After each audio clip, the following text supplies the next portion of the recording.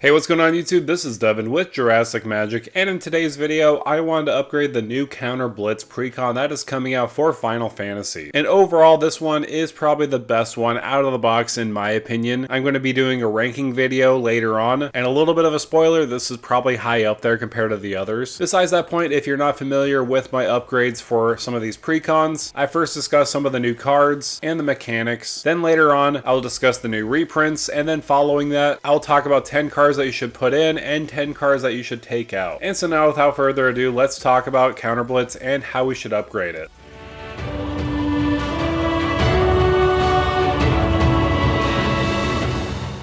Alright, so first things first, in this Precon you will receive two commanders, the front-facing commander and the backup commander. Let's go over Titus, Yuna's Guardian, which is the main commander of the deck. For green, white, and a blue, it's a legendary creature, Human Warrior. At the beginning of combat on your turn, you may move a counter from a target creature you control onto a second target creature you control. And it has the cheer ability. Whenever one or more creatures you control with counters deal combat damage to a player, you may draw a card and proliferate. Do this only once each turn. So this is really powerful. You're switching around counters left and right, all the while amplifying the amount of counters you do have and getting card draw. This is what you want to do, especially in a counter strategy. Of course, there is the backup commander, Yuna, Grand Summoner. For one green, white, and a blue, it's a legendary creature, Human Cleric, and it has Grand Summon. It's a tap ability, add one mana of any color. When you cast a creature spell this turn, that creature enters with 2 additional +1/+1 counters on it, and it has another ability. Whenever another permanent you control is put into the graveyard from the battlefield, if it had one or more counters on it, you may put that number of +1/+1 counters on target creature. So this is pretty neat. It's a mana dork, also putting counters on your creatures when they enter. And not only that, I like how it acts as an Ozolith. Though technically you're not storing the counters like the Ozolith would do, this is just transferring the counters you would lose off of a permanent and making them into +1/+1 counters onto another creature. So overall, this is pretty cool. I feel like either one of these are going to be really good for the deck. I personally prefer Titus, mainly because you could switch around counters. There's a lot of cool counter manipulation that you could utilize. And not only that, I like how it gives you card draw and proliferation. Proliferation is really good. But don't get me wrong, Yuna is also a really good commander. If you wanted to build around either of these, with these upgrades, I feel like you're going to have a good time regardless. So now that I've talked about the two commanders of the deck, I wanted to shift my focus and talk about some of my favorite cards that are new in the Precon. I'm not going to go over all of them, but I'm going to go over 5 or so that I feel are worthy of a mention. So let's start off strong and talk about Chocobo Knights. This one is incredible and can act as a win con in the deck. Whenever you attack, creatures you control with counters on them gain double strike until in a turn. So whenever you attack with any creature, if they have counters on them, they could deal twice the damage that they already have. And I will say double strike is one of my favorite keywords in Magic the Gathering, because if you swing in with like a 5/5 and it has double strike and somebody tries to block with a 5/5, the first strike damage is going to apply where it's going to kill that creature and your creature won't be touched because of that first strike damage. So that is something to note. But obviously, if your creatures do get in for combat damage, double strike is going to be huge. Another card I find very fascinating in this deck is Owaka, Traveling Merchant. You could tap him, remove a counter from a non-land permanent you control, and draw a card. This is very good because if you're using Titus as your commander, most likely you're going to be proliferating and drawing a card, putting an additional counter on each creature you control. You can just remove one of those. It's not going to be a big deal. I'd rather get a card draw than keep a counter on one creature or really any non-land permanent. I think this is absolutely perfect for the deck because more card draw means more options for you to remove threats or even try to win the game. Another card that is very good and honestly quite powerful because it also can act as a game winner, Riku, Resourceful Guardian. Whenever one or more counters are put on a creature until on a turn, that creature can't be blocked by creatures your opponents control. Unblockable is huge. Sometimes at the late game, a lot of people have big giant boards and usually it's like a stalemate going around passing one by one because they don't want to swing in because then they'll be left defenseless and they might lose some creatures along the process. If you're putting counters on all your guys, especially with Titus on the battlefield proliferating, all of them will essentially be unblockable. And not only that, it has a steal ability. You could tap it and pay 1 mana, move a counter from a target creature an opponent controls onto a target creature you control, activate only as a sorcery, so you're stealing the counters away from your opponent's creatures, making them less powerful, all the while buffing your creatures. So again, unblockable is very powerful, and giving a lot of your creatures unblockable because they get counters on them that turn makes this absolutely devastating and could be a win con. Another card I like a lot, mainly because the art looks so cool is Kimari Valiant Guardian. This has vigilance, and at the beginning of combat on your turn, you put a +1/+1 counter on Kimari and tap a target creature an opponent controls. Then you may have Kimari become a copy of that creature, except its name is Kimari Valiant Guardian and it has vigilance and this ability. So what's pretty neat about this card, it could tap down your opponent's biggest threat all the while becoming your opponent's biggest threat. Not only that, it keeps putting 1/1 counters on itself, and if somebody puts a bigger, scarier threat, it could just become a copy of that. So I guess you could call this a copycat, but let's move on to Sin. And this one is quite interesting because it can be a huge creature on the battlefield depending on how much counters you have, because it has the ability Flying and Trample. As it enters, remove all counters from any number of target artifact, creatures, and enchantments. Sin enters with X 1/1 counters on it, where X is twice the number of counters removed this way, and when Sin dies, put its counters on target creature you control, then shuffle this card into its owner's library. So this is pretty neat because in a way you're kind of storing all those counters you took away from other permanents you control and putting them all on Sin and doubling them. And of course, if you have like a doubling season, you could double them even further. Let's just say in total you had 10 counters on the board and you took them all away and put them on Sin. He'd become a 25/25. That's insane. And of course, when he dies, you put 20 1/1 counters on another creature you control. So either way, this is a really cool card. I like the design of this one specifically. Again, I'm not familiar with the lore. Either way, I'm excited about this one. So those are some of the new cards of the deck. I just wanted to share some of my personal favorites. But now I'd like to transition in talking about some of the best reprints of the deck. Let's first talk about Luminous Broodmoth in this cool new art treatment. This one is absolutely great in any counter strategy. Whenever a creature you control without flying dies, return to the battlefield under its owner's control with a flying counter on it. So all your creatures besides like Sin or a couple other ones don't really have flying. So if they die, they just get returned back to the battlefield with a flying counter. And what's neat about Titus is you can move around the flying counters and put it on another creature you control, so that when that creature dies again, it can just re-enter with a flying counter with Luminous Broodmoth. Another pretty sweet reprint is Bane of Progress. This is a great artifact and enchant removal card. When this creature enters, destroy all artifacts and enchantments. That will include yours though. However, it might be worth it because you put a +1/+1 counter on this creature for each permanent destroyed this way. So this could absolutely become huge. If there's like 20 artifacts and enchantments on the battlefield, that means you're going to get 21 counters on him and everything else gets blown up. Another highlight in the reprint selection is Rampant Rejuvenator. This creature enters with 2 1/1 counters on it, and when this creature dies, you search your library for up to X basic land cards where X is the creature's power and put it onto the battlefield and shuffle. So the more counters we put on this and increase its power, the more we could ramp. And I would say one of the best reprints in this deck is Walking Ballista and can act as a win con. This creature enters with X 1/1 counters on it. You could also pay 4, put a +1/+1 counter on it, or you could remove a +1/+1 counter from this creature. It deals 1 damage to any target. Everybody knows Walking Ballista is an infamous combo with like Heliod. However, Heliod's not going to be in this deck, but Walking Ballista is huge because let's just say your Sin died. You put all those 1/1 counters on Walking Ballista and you can just blast a lot of people on the table. So Walking Ballista is a really good reprint. Again, I can't harp on this enough. Another excellent choice would be Inexorable Tide. This one is great because whenever you cast a spell, you proliferate. That's simple enough. It is 5 mana, so it's a little high in CMC. However, constantly proliferating off of casting spells can be pretty useful. And the last reprint I wanted to focus on is Farewell. Everybody absolutely hates Farewell. Well, I shouldn't say everybody. A lot of people don't like Farewell because it just nukes the board completely, exiling everything. All artifacts, creatures, enchantments, or graveyards. And of course, the best part about this is you can choose which ones you want to exile because you could choose one or more. So those are all the reprints that I wanted to focus on. I feel like personally these are the best ones that they put in the deck. Of course, there's plenty of other reprints. This one is packed full of good cards, and I feel like it's the most synergistic deck compared to the other ones. However, we could upgrade this deck even further. I wanted to focus on 10 cards that you should put in and 10 cards that you should take out. And I first wanted to focus on cards that you should take out, mainly because I want to end on a good note, putting cards that you should put in. So let's get it started. The first card I would like to focus on is Duskshell Crawler. This is a common that I feel like is okay in the deck. However, there's a lot better cards that you could utilize. It's a simple effect, putting a 1/1 counter on a creature when it enters, and each creature you control with +1/+1 counter on it has trample. And don't get me wrong, this can be pretty useful in situations where you don't have creatures with trample and you need to get in for some combat damage. However, there's better options that could give your creatures trample that I'll talk about later. Another card I'm not a big fan of is Promise of Loyalty. Each player puts a vow counter on a creature they control and sacrifices the rest. Each of those creatures can attack you or planeswalkers you control for as long as it has a vow counter on it. And this one can be good politically. However, I prefer board wipes that just get rid of everything. If you're wanting to get rid of the board, you might as well. This one leaves behind everyone's favorite creature that still might be abusable. Plus, this deck already has 2 board wipes that are pretty efficient with Damning Verdict, destroying all creatures with no counters on them, and Farewell. I feel like these are enough. I usually usually try to not run too much board wipes because resetting the game over and over again might not be in our interest. Another card I'm not a big fan of is Path of Discovery. It's 4 mana. Whenever a creature you control enters, it explores. 4 mana for this type of effect isn't my personal favorite because you don't know if you're going to get a 1/1 counter on your creature that enters. You might just get a land to your hand instead. I mean, it's okay. I'm just personally not a big fan of it. Another card I'm not a big fan of is Lord Jiskal Guado. And the reason why I'm not a big fan of this, it has the ability at the beginning of each end step, if you put a counter on a creature this turn, you investigate. Investigate is kind of card draw, but not really card draw. You have to pay 2 additional mana to sacrifice the clue to draw a card. There's other ways we could draw cards that are more efficient. Even though this is at 2 mana, I personally think, again, there's better card draw options even with our commander. Another card that's kind of slow is Summon Veilfor. It's 5 mana, and it has the first ability. Each opponent chooses a creature with the greatest mana value among creatures they control. Return those creatures to their owner's hand. So a bounce effect for each opponent is okay, but at 5 mana for that first effect isn't the greatest. Obviously, for the next 3 modes, you tap up to 1 target creature and put a stun counter on it. I'm okay with that. For 5 mana, it's just not worth it in my opinion. I'd rather focus on cards that put counters on our own creatures instead of putting stun counters on our opponent's creatures. The next card I want to focus on is Scholar of New Horizons, and this is good in a mono white or a non-green deck, but since you're in green, I don't think it's necessarily worth it. You could tap and remove a counter from a permanent you control, search your library for a plains card and reveal it, and you can put it on the battlefield if your opponent has more lands than you. The one big downside to this is we don't have too much plains in our deck to really justify this using this over and over again. I mean, it is any plains card, it's not a basic plains, so you can get like a Canopy Vista, but again, I would prefer some other ramp options, and they have a decent amount in this deck. Some other spells that you could take out of the deck is Destroy Evil, Pull from Tomorrow, and Protect Magic. I like these, however, there are a lot better cards that you could utilize to either protect your commander or other creatures with Protect Magic, or even draw cards with Pull from Tomorrow, and there's a lot better removal spells than Destroy Evil. And the last card I wanted to take out is Summon Ixion. I'm not a big fan of this card because the first ability will exile target a creature an opponent controls until the saga leaves the battlefield, and after the 3rd lore chapter, that creature will re-enter the battlefield. I mean, the next 2 lore chapters are pretty good. Putting counters and gaining life on creatures you control are pretty decent. However, for this kind of effect for 3 mana, I would rather focus on something else, and that does bring me to my next point. What are some 10 upgrades that you could utilize to really upgrade this deck and push it even further? So up first is Arwen Mortal Queen. This one is incredible in the deck. When it enters the battlefield, it will enter with an indestructible counter on it, and I just gotta stop there. That's honestly the best part about that because we could proliferate and move those indestructible counters to our other creatures. Of course, there's more abilities. You could remove an indestructible counter from Arwen, gain indestructible until end of turn, and you put a +1/+1 counter and a lifelink counter on that creature, and a +1/+1 counter and a lifelink counter on Arwen. So this is giving you all sorts of counters to deal with, indestructible counters, lifelink counters, and +1/+1 counters. So obviously this one had to be in here. I do like the idea of proliferation in this type of deck. Of course, we could benefit by doubling the proliferation triggers with Tekuthal Inquiry Dominus. If you would proliferate twice instead. You could also pay into its activated ability, remove 3 counters from among other artifacts, creatures, or planeswalkers you control, and put an indestructible counter on Tekuthal Inquiry Dominus. That's perfect because we could proliferate, put 2 additional indestructible counters on Tekuthal, and switch them around with your commander. Some other proliferation options I would like to highlight are Dreamtide Whale and Thrumming Bird. Both of these are pretty good. With Dreamtide Whale, whenever a player casts their 2nd spell each turn, you proliferate. That's going to be huge because most likely a lot of people are going to be casting spells. And with Thrumming Bird, it's another option. Whenever it deals combat damage to a player, you proliferate. So it's very similar to the Grateful Apparition, which is in the Precon. So at the beginning of my takeouts, I mentioned Duskshell Crawler. I think it's not going to be as good because there's a better card with Kodama of the West Tree. This is a lot better. Modified creatures you control have trample, and it has an additional ability. Whenever a modified creature you control deals combat damage to a player, search your library for a basic land card, put it onto the battlefield tapped, then shuffle. That is heavily more impactful because it will give our creatures trample, and not only that, give us some ramp additionally. I also like 2 cards from Lost Caverns of Ixalan, Kutsil, Mammola Exemplar, and Sovereign Okonek Au. Both of these are incredible because they work so well with 1/1 counters. Kutsil acts as card draw and a Grand Abolisher, and with Sovereign Okonek Au, when you're attacking creatures are attacking with more power than their base power, you could just amplify their power even more with 1/1 counters on them. I also wanted to focus on Slippery Bogbonder. This is incredible for the deck because it has hexproof and flash, and when it enters the battlefield, put a hexproof counter on target creature, then move any number of counters from among creatures you control on that creature. I really like this card because it could be used offensively and defensively. If somebody tries to remove your creature, well, I'm just going to in response flash this in and give it a hexproof counter negating that destroy spell. Or offensively, say for example some little creature is swinging in and becomes unblocked, well hey, you could just flash this in, put all the counters from your creatures onto that specific creature, maybe swinging out for lethal. So this one is incredible. I love this card so much. And if you do want to double the number of 1/1 counters on your creatures, Branching Evolution is no doubt one of the best cards you could utilize. If one or more 1/1 counters would be put on a creature you control, twice that many of +1/+1 counters are put on that creature instead. That is huge. Doubling them is going to help you amplify creatures' powers with 1/1 counters. And the last card of the day would be Mutational Advantage. This is from Fallout. Permanents you control with counters on them gain hexproof and indestructible until end of turn. Prevent all combat damage that would be dealt to those permanents this turn, and you proliferate. This is basically a heroic intervention along with proliferation. This is everything you want in a protection spell. So those are 10 cards that you could upgrade with in this deck. Of course, there's plenty of other upgrades. Let me know down below in the comments, what are your thoughts and opinions about this deck? Do you plan on buying it yourself? What other upgrades would you select in this precon?